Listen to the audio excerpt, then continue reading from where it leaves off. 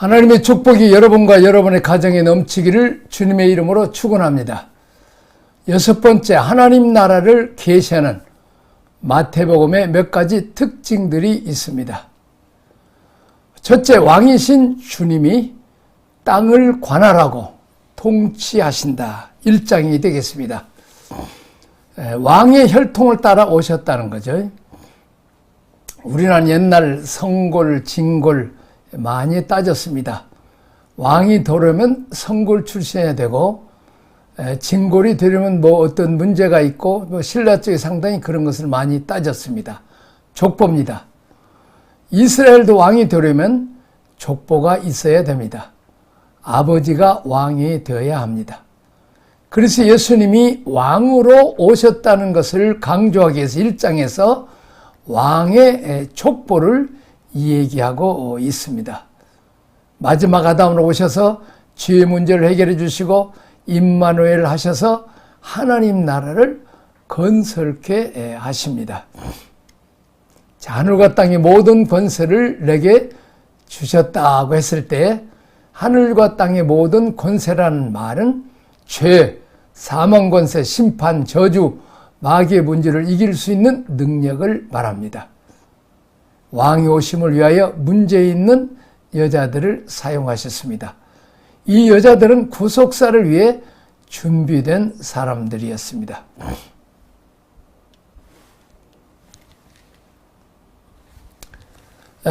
두 번째, 나라가 성립되기 위한 법, 원칙들을 먼저 계시합니다. 5장의 7장이 되겠습니다.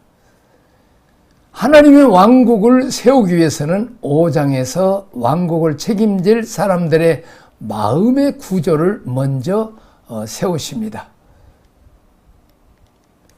자, 5장의 산상 부분이 이렇게 시작하죠. 심령이 가난한 자는 복이 있나니 천국이 저희 것이며 애통하는 자는 복이 있나니 저희가 위로를 받을 것이며 온유한 자는 복이 있나니 저희가 땅을 기업으로 받을 것이며 마음이 청결한 자는 복이 있나니 저희가 하나님을 볼 것입니다. 마음의 문제를 가지고 시작합니다. 마음. 왜냐하면 구약에서 예수님 오셔서 새롭게 시작될 새 시대의 하나님과 인간이 맺어야 될 언약을 새 언약이라고 그랬습니다. 이 새 언약은 구약의 예레미야서 31장, 에스겔 36장에 나오는데 히브리서 8장, 9장, 10장이 반복되고 있습니다. 특징이 뭡니까? 새 언약의 특징들입니다. 옛 언약은 돌비에다가 새겼죠. 자, 새 언약은 어디다 새깁니까? 신비에, 마음판에 새긴다고 했습니다. 예수 그리스도를 왕으로 만난 사람, 하나님 나라, 내 속에 도래한 사람의 첫 번째 특징이 뭐냐면 마음이 움직입니다. 마음의 법이 새겨지지 않는 것은 새 언약이 아닙니다. 새 나라의 질서는 마음으로부터 출발합니다. 살인도 마음으로부터 출발하고 간음도 마음으로 출발하고 우리에게 있어서 최고의 관심사는 마음이 되어야 합니다. 자, 예를 들어서 일주일에 한 번씩 교회에 나온다. 규칙적으로 나온다. 굉장히 중요하죠. 그러나 그보다 더 중요한 게 뭐예요? 그가 마음을 다하여 주님을 섬기고 있는가? 열심히 직분을 감당하고 있다는 게 중요하죠. 그러나 더 중요한 게 뭐예요? 그의 마음이 거기에 있느냐는 것입니다. 새 시대, 새 나라의 질서가 뭐냐 하면 마음이 움직이고 마음이 하나님의 복이 새겨져서 마음이 움직여서 일을 하는 것입니다. 성령님도 오셔서 뭘 만지세요? 마음을 만지십니다. 성령 받았다는 말을 내가 은사를 갖고 있다는 말을 하면 안 됩니다. 맞죠? 그건 맞지만 성령님의 본질에 기능적으로 은사가 기능이 먼저가 아니라 바로 우리 마음에 성령을 부으셨다는 게 본질입니다. 뭐가 바뀌어지는 거예요? 마음에 봉사할 마음이 생기고 마음에 내가 사랑할 마음이 생기고 마음에 내가 주를 위해서 봉사하고 싶은 마음이 움직이는 것이 되겠습니다. 그래서 목사님들은 설교를 준비할 때 텍스트를 연구하고 말씀을 연구하는 것도 중요하지만 새언약 시대에 한 가지 더 연구할 것은 그게 바로 마음 연구가 됩니다. 아무리 좋은 메시지도 마음을 움직이지 못하면 씨가 마음밭에 뿌려지지 않습니다. 마음이 하나님께로 향해 있는가 하는 것입니다. 마음이 하나님께로 향했는가? 마음이 하나님을 왕으로 모실 준비가 되어 있는가? 마음이 하나님의 철학으로 인생을 살 준비가 되어 있는가? 5장은 마음을 강조하는 것이고 이제 6장의 생활입니다. 이제 마음을 가지고 구체적인 삶의 현장에서 어떻게 사는가 구제할 때도 어떻게 해야 됩니까? 사람 의식하지 않고 하나님을 의식하고 해라. 기도나 금식 기도나 또 물질관 이런 것들이 다 하나님을 의식하고 하나님 중심으로 해야 된다. 실제 삶에서 어떻게 할 것인가를 가르쳐주는 것입니다. 자, 하나님께만 인정받을 결단이 있었는가 하는 것입니다. 그 다음에 7장에는 경계를 주셨습니다. 조심해라. 주의해야 될 후본선이죠. 가짜들이 있다 하면서 검증하라. 스스로를 검증하라. 거짓 선지자도 조심해야 되고. 고린도후서 13장 5절 너희가 믿음 안에 있는가? 너희 자신을 시험하고 너희 자신을 확증하라.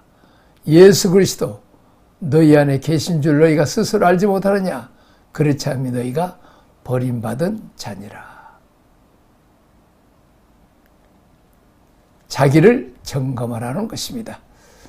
자, 마태복음 특징이 뭐냐면 산상수훈, 이 세 나라의 질서인데 마음이 중요하고 마음 안에 그리스도가 왕이 되셔서 기도할 때나 구제할 때나 또 금식할 때나 다 사람 앞에 하지 말고 누구 앞에 살아계신 하나님 앞에서 하라는 것입니다. 이런 본질적인 것들을 새 법으로 선포해 주십니다. 자, 세 번째 특징은 8장과 9장에서 왕의 권세, 왕국의 특징들을 보여주고 있습니다. 이것은 전인적이라는 것입니다. 자, 모든 영역에 그분이 왕이라는 것입니다. 예수님이 자연계의 왕이시기 때문에 풍랑을 잔잔케 하셨고 육체, 우리 육신을 그분이 다스리기 때문에 문둥병 백부장의 하인 베드로의 장모를 고쳐주셨습니다. 영적 세계, 죄를 사하는 능력이나 사탄을 정복하는 모습을 예수님이 보여주셨습니다. 자, 우리 주님은 모든 영역, 모든 피조 세계의 모든 영역의 왕이신 것을 우리에게 보여주시고 있습니다. 그렇습니다. 예수님은 왕이십니다. 자연계, 육신계, 영적 세계 모두 다 예수님이 왕인 것을 보여주고 있습니다. 자, 그 다음 네 번째 특징은 제자를 세워서 왕국을 계승케 했습니다. 10장 주님의 지상 명령을 지킬 수 있도록 불러주시고 훈련시켜 주시고 권능을 주셔서 하나님의 나라를 위해 싸우게 하고 나라를 세워가게 하십니다. 예수님만 하신 게 아니라 실제로 그들의 제자들에게도 똑같은 권능을 주셨습니다. 더러운 귀신을 쫓아내며 또 모든 병을 고치시며 악한 것을 고치시는 권능을 주시니라. 복음을 전파해 말하되 천국이 가까웠다 하고 병든 자를 고치며 죽은 자를 살리며 나병한 자를 깨끗게 하며 귀신을 쫓아내되 거저 받았으니 거저 주어라. 예수님이 하셨던 것을 그것을 제자들에게 왕국을 계승하고 계십니다. 자, 책임만 주시지 않고 법적 권한도 주셨습니다. 자, 헬라에서 이 권능, 능력이라고 말할 때 두나미스는 단어를 씁니다. 오직 성령이 너희에게 임하시면 할 때 너희가 권능을 받고 할 때 듀나미스, 이건 이적적인 능력입니다. 초월적인 능력을 말씀하고 있습니다.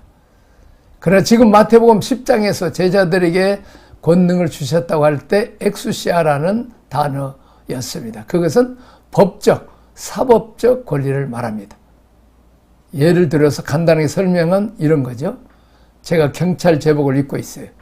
그러면 제가 지금 길거리 나가서 사람들이 내가 경찰대학을 나왔는지, 교통을 정상을 실 적이 있는지, 키가 크지고 작은지, 힘이 있는지 없는지 그걸 따지지 않습니다. 몸만 봐요. 제 유니폼만 보고 제가 지시하면 큰 차들도 다 멈춰야 됩니다. 뭐 때문에 그렇습니까? 법적, 사법적인 권능 때문에 자격이 사법적인 법적 권능으로 이제 비록 키가 좁고 연약한 여자 교통순경이라도 이렇게 수신하면 다 자동차들이나 사람들이 다 말을 들어야 되죠. 그것은 국가가 세우는 이 공권력을 주었다는 거죠. 자, 실력을 갖고 싸워야 할 때가 있습니다. 능력 대결할 때 엑수시아만 가지고 안 된 것이 아니라 뭔가 있어야 돼요. 듀나미스가 있어요. 자, 뭐요? 이제 이렇게 했는데 말 안 된다. 그럼 막 곤봉을 해야 되고, 아니면 호루라기를 불어야 되고, 아니면 그냥 권총을 이렇게 사용하는 거죠. 하나님 우리 모두가 귀신을 쫓고 이 땅을 통치해야 될 엑수시아를 주셨습니다. 그러나 그거 사용하지 않으면 내가 경찰관이지만 격탕복을 벗으려면 어떻게 해야 돼요? 능력이 있어요? 없어요? 없어요. 엑수시아는 자꾸 의식하고 사용해야 됩니다. 내가 무언가 더 받아야 능력이 있는 게 아니고 이미 법적인 권리를 우리에게 주셨다는 것은 매우 중요합니다. 거기다가 권능, 권총, 능력, 듀나미스, 성령의 권능, 사도행 1장 8절의 권능까지 겸비하면 더 좋다는 것입니다. 자, 다섯 번째, 두 왕국의 충돌을 심의 대결로 표현하고 있습니다. 12장 28절이죠. 그러나 내가 하나님의 성령을 힘입어 귀신을 쫓아내는 것이면 하나님 나라가 이미 너희에게 임하느니라. 이미 귀신이 왕이고 그를 섬기는 사람에게서 귀신을 쫓아내면 예수님이 그들에게 왕과 주님이 된다는 것입니다. 29절 사람이 먼저 강한 자를 결박하지 않고서 어떻게 강한 자의 집에 들어가서 세간을 강탈하겠느냐. 결박한 후에야 집을 강탈하리라. 왕국의 대결입니다. 나라가 성립되기 위해서는 국력이 필요합니다. 하나님 나라는 관념이나 논리의 세계만이 아닌 권세의 능력의 힘입니다. 하늘나라는 말 있지 않고 능력이 있다 우리 주님 말씀하셨습니다. 하나님을 건설해야 될 때는 강한 자를 결박할 힘을 가져야 됩니다. 힘 대 힘의 대결입니다. 명분의 싸움이 아니고 힘의 대결이라는 것입니다. 전략적 방법을 이제 또 우리가 가져야 되는 것입니다. 자, 여섯 번째, 전략적 방법을 주셨다. 자, 13장 씨를 뿌리는데 씨는 말씀입니다. 어디다 뿌려요? 밭에다 뿌리는데 밭은 먼저 기경을 하라는 것입니다. 내 밭 가운데 기경도 옥토만 30배, 60배, 100배의 열매를 맺고 번식합니다. 씨와 밭이 동시에 준비되었을 때 생육, 번성, 충만하게 됩니다. 씨를 뿌린다는 사실만으로 만족하지 말고 그 나라의 확장을 위해 많은 결실이 있도록 밭을 먼저 기경해야 되는 것입니다. 전도할 때 역시 전략이죠.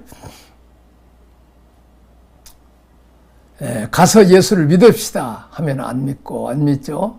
그러나 먼저 마음을 움직이는 방법은 뭐예요? 먹을 것도 갖다 주고 김치도 담아 주고 또 애들이 이제 어려우면 애들도 봐주고 또 우리 교인들을 보니까 강아지를 좋아하는 집에 가면 이제 강아지와 이제 대화하는 것도 이제 이 얘기를 하고 강아지 좋아하는 사람은 또 강아지 얘기면 또 대화가 되죠. 대화가 안 되니까 말을 붙여도 말을 안 하는데 이렇게 좋은 대화를 하는데 강아지를 끌고 다니더래요. 그래서 이분이 강아지 좋아하는 줄 알고 일부러 가서 강아지 데리고 자기도 강아지를 데려갔대요. 그랬더니 대화가 되더래요. 이게 마음을 움직이는 거죠. 이게 전략입니다. 우리가 그동안 씨만 가지고 자꾸 생각하면 안 됩니다. 씨, 나는 복음의 씨가 있다. 진리가 있다. 그거 필요하죠. 그러나 그것만 가지고 안 된다는 거지. 그게 굉장히 소중하지만 씨를 받도록 마음이 움직이도록 어떤 작업을 할 것이냐. 이 씨 뿌리는 비유가 우리에게 주는 아이디어입니다. 지혜를 가져야 하는 거 이것입니다. 마음 상하게 해놓고 멋있는 얘기 해봐요. 누가 받아들입니까? 받아들이지 않습니다. 절대 목사님들은 교인들하고 싸우면 안 됩니다. 손해봐요. 그냥 미워도 다시 한번 눈을 찔끔 감고 울고 나와야 돼. 참 동시에 우리가 준비된 진리의 말씀, 생육 번성 충만케 하기 위해서는 그 사람이 마음을 잘 우리가 어루만지고 이렇게 친해져서 하면 말을 잘 듣죠. 자, 씨를 뿌린다는 사실만으로 만족하지 말고 하나님 나라 확정에 위해서는 결실이 있도록 밭을 먼저 기경하라. 자, 결과를 기대하며 효과적인 사역을 하라. 맨 밑에죠. 열심히만 한다고 해서 되는 게 아니고 결실이 나타나도록 효과적인 사역을 한다는 것입니다.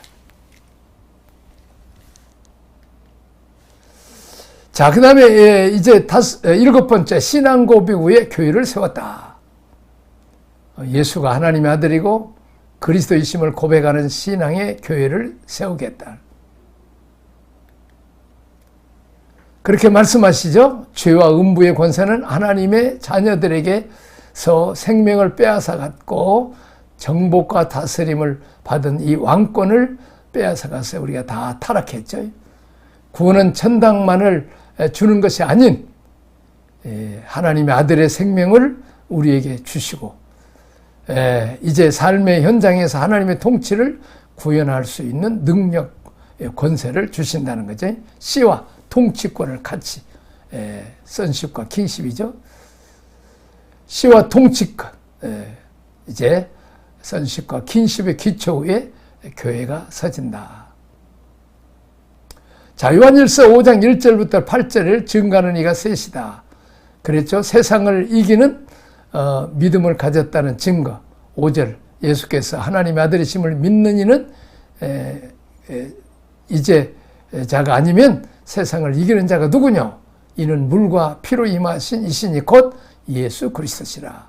물로만 아니요 물과 피로 임하셨고 증언한 이는 성령이시니 성령은 진리니라. 증언하시는 이는 셋이니 성령과 물과 피, 셋이 합하여 삼위일체론입니다.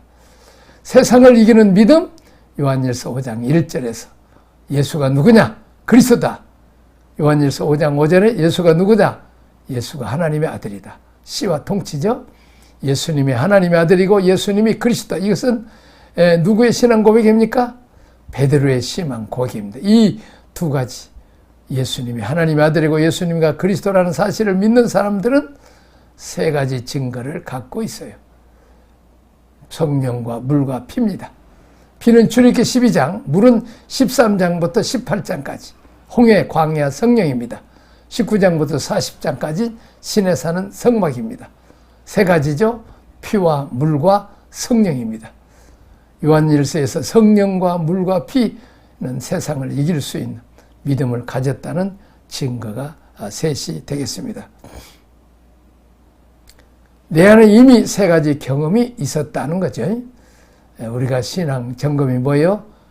예수님이 살아계신 하나님의 아들이고 예수님이 그리스도이시고 이 신앙을 갖고 이렇게 사는 사람은 세상을 이기는 믿음을 가졌다는 것입니다. 자, 무릇 하나님께서는 한 자마다 세상을 이기느니라. 세상을 이기는 승리는 것이니 우리의 믿음이니라. 예수께서 하나님 하심을 믿는 자가 아니면 세상을 이기는 자가 누구냐. 이미 했죠. 자, 우리 묵상과 질문을 위한, 적용을 위한 질문이다. 마태복음. 오늘 또 예수님은 사람을 통하여 오십니다. 나는 주님을 낳기 위해서 어떤 수고를 했은가. 천사가 같은 주는 게 아니고 하나님이 직접 예수님이 이 땅에 오셔서 가 아니죠. 마리아가 나왔습니다. 마리아, 사람이 예수님을 낳았다는 거죠. 지금도 복음은 누가 나와요? 사람이 그리스도를 전달하지 천사가 가서 전달하는 게 아닙니다. 구속사의 비밀입니다. 사람. 그런데 사람이 온전한 사람이 부족한 사람입니다. 심히 부족해요. 얼마나 심히 부족하냐? 5 여자를 보면 아요. 이제 예수님의 족보 마태복음 1장에서 5 여자가 나옵니다. 심히 부족한 여자입니다. 근데 하나님이 그런 사람을 쓰셨습니다. 그래서 나도 쓴다. 안 쓴다가 아니라 하나님께서 나도 쓰신다는 겁니다. 나도 마리아처럼 그리스도를 낳기 위하여 어떤 수고를 했는가? 내가 하나님에게 내놓을 수 있어야 됩니다. 전도와 선교입니다. 나를 통해서 누구에게 그리스도를 전달하는가? 복음 전달이죠. 우리는 꼭 이제 자녀를 낳아야 되고 또 자녀들을 결혼시켜 손주를 낳아서 번식하는 것처럼 하나님 나라도 그렇게 해야 된다는 것입니다. 자, 두 번째, 나는 요셉인가 마리아인가? 내가 마리아라면 내게 요셉은 누구인가? 요셉은 어떤 일을 해요? 마리아가 낳을 수 있도록 도와주고 또 이제 아기 예수를 키우죠. 교회는 2 사람으로 나눌 수 있어요. 교회 안에는 일꾼 2 사람이 마리아 직접 전도하는 사람, 현장에 직접 뛰어 있는 사람이 마리아고 그들이 일할 수 있도록 계속 도와주는 사람은 요셉의 역할, 양육하는 사람입니다. 교회는 이 2 촉을 갖고 있어야 됩니다. 모든 교회 안에 사역들이 이 2 축 안에 있어야 됩니다. 예를 들어서 찬양대 노래도 하고 또 이제 그 주방에서 봉사도 하고 또 이제 주차장 봉사도 이거 다 중요합니다. 그러나 이 사람들도 말씀을 배워서 전도하고 또 양육할 수 있어야 된다는 것입니다. 마리아든지 요셉이든지 당신이 하는 일이 둘 중에 하나 아니면 2개 다 해야 돼요. 나의 사역을 통해 직접 내가 애를 낳는 일을 하든지 아니면 애 낳는 사람을 돕고 나는 아이를 양육하는 일을 하든지 해야 된다는 것입니다. 그리스도가 이 땅에서 온전하게 살아날 수 있도록 이 땅을 구원하실 수 있도록 우리가 자꾸 자리를 내어드리는 것입니다. 내가 마리아면 내 곁에 요셉은 누구인가? 내가 요셉이라면 요셉처럼 생명을 낳는 자들, 사역자, 목자들은 내가 어떻게 도왔는가? 여러분, 장로님들이 목사님 일하는 걸 도와줘야 돼요. 요셉으로 목사님이 마리아라면 요셉으로 장로님들이 도와줘야 되죠. 반대로 잡아 죽이려고 다니면 안 됩니다. 그러면 헤로당입니다. 나는 그 나라, 하나님 나라죠. 이 땅을 세우고 하나님 통치를 이루기 위해 어떤 일을 하고 있는가. 자, 하나님 나라를 위해서 내가 하고 있는 일들이 내가 보기에는 작아도 또 미흡해도 이것이 본질과 연결되어 있다면 하나님 나라, 예수 그리스도가 연결되어 있다면 우리는 위대한 일을 하고 있는 것입니다. 다말이 애 낳았을 때 일이 구속사 이렇게 중요한 일을 어떻게 알았겠습니까? 기생 라합이 요즘 말하면 목사님 2분 도와준 거예요. 그 정탐꾼 2분 도와준 거예요. 어려운 선교사님 2분 도와줬어요. 그냥 힘들어하니까 우리 집에 와서 그냥 좀 계시세요. 방 하나 내드린 거예요. 양식 좀 공급해 드린 거예요. 차비 좀 드린 거예요. 요즘 식으로 말하면 이제 구속사와 연결되는 거죠. 자, 선교사님이 중요한 족보에 연결된 분이다 그래요. 큰일이 아니라 구속사에 연결 중요한 그런 선교사님이나 목사님을 돕고 그런 마음으로 주의 일을 하는 사람들을 돕고 공개하는 것이 이것이 구속사에 연결되어 있다는 것입니다. 그들의 이름들이 이제 세상에 자기 영광과 부경화를 누리는 그런 왕들의 이름은 많이 빠졌지만 뭐 들어가 있는 사람도 많지만 그러나 하찮은 여인들이지만은 볼품없는 여인들이지만 이제 하나님 아들 예수 그리스도를 낳는 그 위에 다윗을 낳아주는 조상들이 되었다는 것입니다. 얼마나 감사합니까? 마태복음 공부할 수 있는 우리가 기회를 주셔서 감사합니다. 하나님 나라가 무엇인지 우리가 배울 수 있어서 감사합니다. 비본질적인 것을 떨쳐버리고 본질, 씹원식하는 일과 양육하는 일 이렇게 전념해야 됩니다. 기도하겠습니다. 하나님 아버지 은혜와 사랑을 감사합니다. 예수님이 하나님의 아들로 오셨습니다.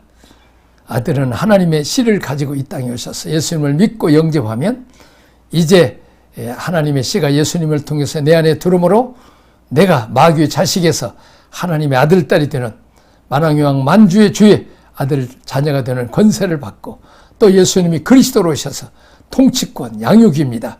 또 이 땅을 악한 세상을 황폐한 세상을 그리스도의 사랑으로 또 말씀으로 양육하는 이제 마리아처럼 그리스도를 낳는 일을 하든 요셉처럼 양육하고 돕는 일을 하든지 우리가 교회에서 이 활동을 하게 하여 주옵소서. 예수님 이름으로 기도합니다. 아멘.